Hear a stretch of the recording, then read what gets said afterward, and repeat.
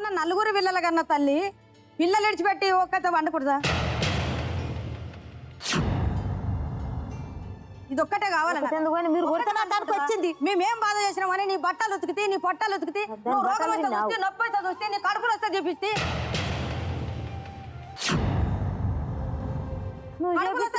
కడుపులు చేస్తుంది. అన్ని చేసుకుంటా కూడా నేను అన్ని చేపించిన నా పిల్లలు ఉంటుంది, నా పిల్లలు కావాలి ఉంటుందని చేసుకొచ్చిన. ఇప్పుడు మమ్మల్ని కాలేదని పోయి ఇంకో దగ్గర రూమ్ తీసుకొని రూమ్లో నువ్వు సంసారం చేస్తున్నావు అంటే ఏమనాలి నేను?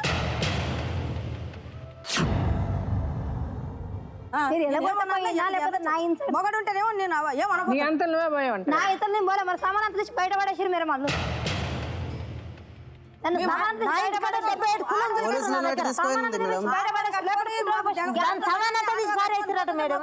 కాఫీ ఆడవాళ్ళకి వెళ్ళి సమాన్ అంతా పడేస్తే నేను కాలు పట్టుకున్న చీల కాలు పట్టుకుని వాళ్ళు వస్తారు కలమ కూడా ఉంటాను. పోలీసు వాళ్ళని పెట్టి తీసుకొని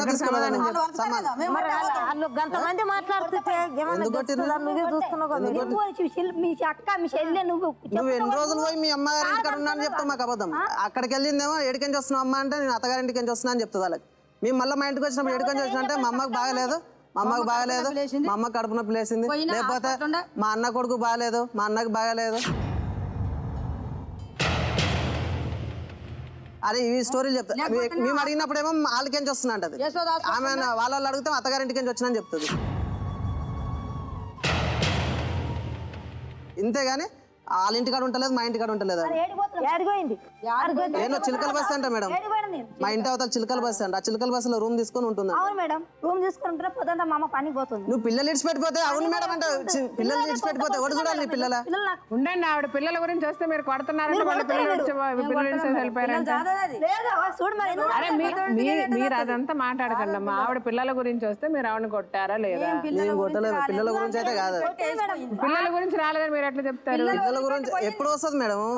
ఒక రోజు అయితే గొడవ అయితే వెళ్ళిపోయి మళ్ళీ వస్తుంది. మాట్లాడుతున్నాను పిల్లల గురించి అయితే ఒక రోజు గొడవ అయితే వెళ్ళిపోయి వాళ్ళ అమ్మలు ఎవరన్నా తీసుకొని మళ్ళీ వచ్చి మాట్లాడుతుంది.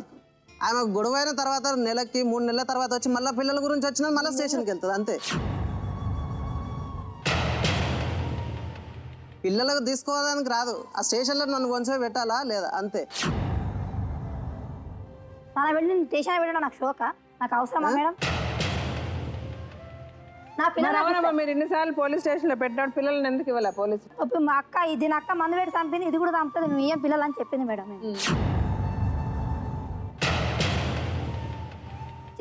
చెప్పినంత మాత్రాన వాళ్ళ పోలీసులు మీకు ఇవ్వకుండా ఉండరు కదా? న్యాయంగా ఉంటే ఇవ్వకుండా ఉండరు కదా? పోలీసులకు చెప్పారు మొత్తానికి. ఓకే, అయిపోయింది, వదిలేసాను. ఇప్పుడు మీకేంటి? మీకు పిల్లలు కావాలి. మేమేమంటున్నాం అంటే పిల్లలు తీసుకోవాలని వాళ్ళ భవిష్యత్తు ఖరాబ్ కాకుండా ఏం చేస్తున్నామంటే వాళ్ళు మా కాలనీ వాళ్ళు చదివిస్తారు మేడం. మా డబ్బులతో చదివిస్తలేదు. వాళ్ళు 10th వరకైనా ఇంటర్ వరకైనా చదివిస్తామని వాళ్ళు ఒప్పుకోరు. మన చనిపోయినప్పుడు ఒప్పుకోరు. అమ్మా, అలాంటి వాళ్ళది నిజమైన ప్రేమ కాదు, అది వ్యామోహం. ఎగ్జాక్ట్లీ చిన్నత్త, నిజంగా ప్రేమించుకున్న వాళ్ళు అలా చేయరు. ఎంత మనసు విరిగిపోతే కన్న కూతుర్ని పట్టుకొని మా దృష్టిలో చచ్చిపోయా ఉంటుందా తల్లి? అది సరే అమ్మా, తన కూతురుతో తన మాట అనేటప్పుడు ఆమె మాటల్లో వ్యథ, కళ్ళల్లో బాధ గమనించావమ్మా? పెద్దబాబుకు బర్త్డే విషెస్ చెప్పు కూడా వెళ్ళాం కదా. ఊరికే ఎలా కాలిపోతుంది? మంట పెడితేనో పడితేనో తగలబడుతుంది.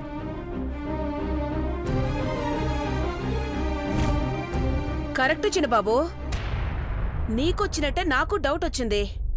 పార్వతే షర్టును తగలబెట్టిందనుకుంటా.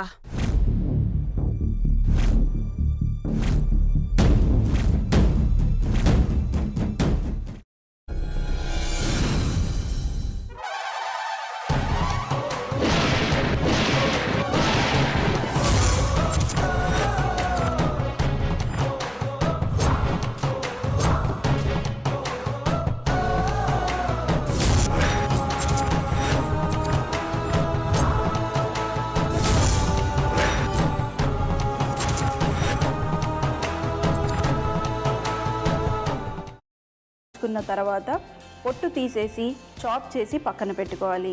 ఒక ప్యాన్లో కొద్దిగా నూనె వేడి చేసి అందులో ఆవాలు, మినప్పప్పు, శనగపప్పు, కరివేపాకు, సన్నగా తరిగి పెట్టుకున్న ఉల్లిపాయలు వేసుకుని 1 నిమిషం పాటు వేయించుకోవాలి. ఆ తర్వాత కాల్చి కట్ చేసి పెట్టుకున్న వంకాయని కూడా అందులో వేసుకుని బాగా మిక్స్ చేసి బౌల్లోకి ట్రాన్స్ఫర్ చేసుకుని అందులో తగినంత చిక్కటి పెరుగు లేదా పల్చటి పెరుగు వేసుకుని మిక్స్ చేసి అన్నంతో కానివ్వండి, చపాతీతో కానివ్వండి సర్వ్ చేసినా చాలా బాగుంటుంది.